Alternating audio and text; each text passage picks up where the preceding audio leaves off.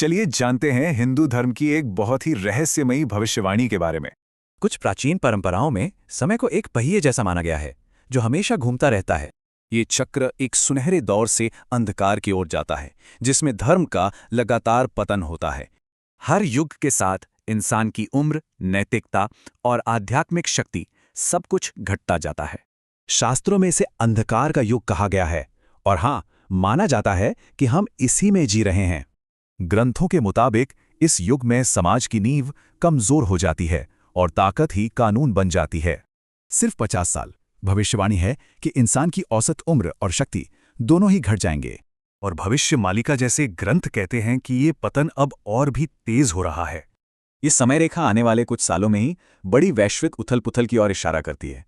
इसकी शुरुआत भारतीय उपमहाद्वीप से होगी और फिर दुनिया की बड़ी शक्तियां इसमें शामिल हो जाएंगी। युद्ध, बीमारियां और कुदरत का कहर, पूरी दुनिया में बस अराजकता का माहौल होगा। और इस महाविनाश के बीच इंसान की औसत उम्र घटकर सिर्फ 20 साल रह जाएगी।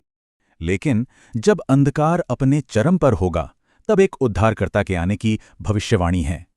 कल्कि का काम उपदेश देना नहीं, बल्कि अधर्म का नाश कर धर्म की फिर से स्थापना करना होगा।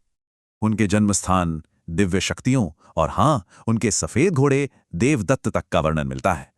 एक अंतिम महायुद्ध होगा जो भ्रष्टाचार और अधर्म की ताकतों को जड़ से खत्म कर देगा। नए युग की शुरुआत एक महान शुद्धिकरण से होगी, जिसके कई चरण होंगे। जो योग्य बचेंगे उन्हें इस दिव्य स्नान से यौवन और आध्यात्मिक पवित्रता वापस मिल जाएगी।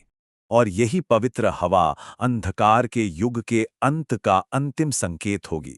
पुरानी दुनिया की राख से जन्म होगा एक नए युग का, सत्य युग। ये नया युग कलयुग का ठीक उल्टा होगा, अच्छाई और ज्ञान से भरा हुआ। पूरी दुनिया को दिव्य सिद्धांतों के आधार पर फिर से बसाया जाएगा ताकि शांति बनी रहे। अपना मिशन पूरा करके भगवान कल्कि अपनी दिव्य लीला समाप्त कर देंगे और बचे हुए लोग ही एक नई मानवता की शुरुआत करेंगे और ये चक्र फिर से शुरू होगा। तो ये कहानी विनाश की है या फिर पतन के बाद एक नई उम्मीद की?